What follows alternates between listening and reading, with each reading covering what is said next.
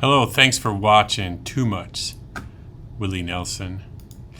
Don't cross him, don't boss him, he's wild in his sorrow. Redheaded Stranger is the 18th studio album by American outlaw country singer Willie Nelson, released in 1975. Here we are in Little Garland, Texas, with $4,000 to make a record that remained on the Billboard charts for 120 weeks. The song Redheaded Stranger, written in the 1950s, is a dark tale of a cowboy wild into sorrow, riding and hiding his pain, who goes into a grief-stricken rage. It was a song Nelson used to play as a disc jockey on the Fort Worth radio station, and it stayed in his head long thereafter. Sitting behind the wheel on a lonely American highway, Nelson envisioned the stranger's song as part of a larger story, mapping out the narrative in chapters. Let's take a look at a couple of them here. In his telling, the stranger of the song becomes a preacher who discovers his wife in the arms of another man and kills them both. And they die with smiles on their faces. Doomed to wander the countryside alone on his horse, he seeks redemption that may never be realized.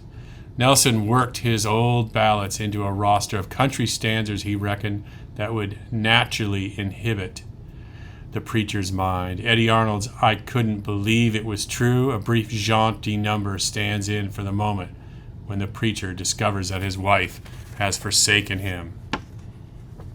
We also hear Fred Rose, Ziz, Blue Eyes Crying in the Rain, and Bill Collery's Hands on the Wheel.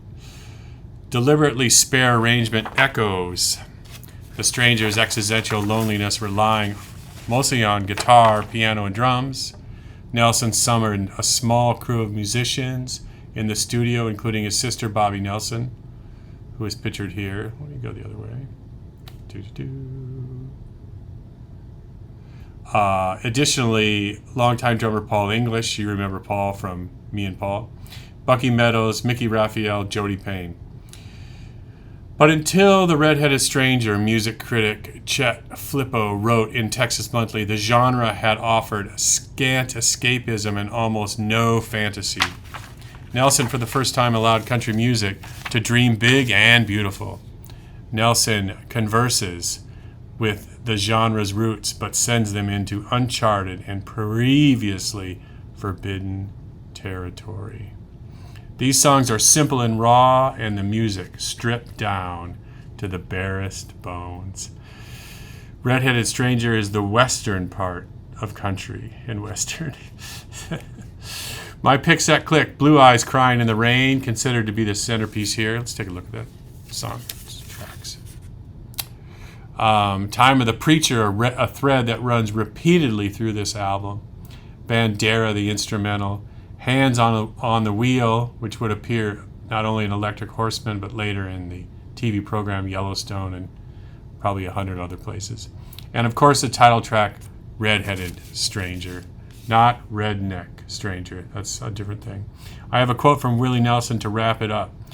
Willie says, "But when the chief of Columbia bigwig heard the tracks, he said, 'Why are you turning in a demo?'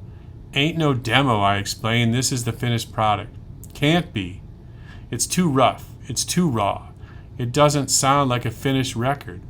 'What's a finished record supposed to sound like?' 'Anything but this. The songs feel disconnected. The mood is too down.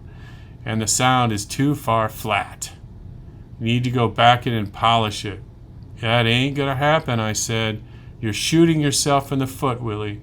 'Maybe so, but the contract couldn't be plainer. I turn in the music I want to turn in. Your job is to sell it. You're making our job impossible.' Well, let's see what the public has to say." And the public, as always, has spoken. That'll do it for today's episode of Too Much Willie Nelson, and I appreciate you taking the time out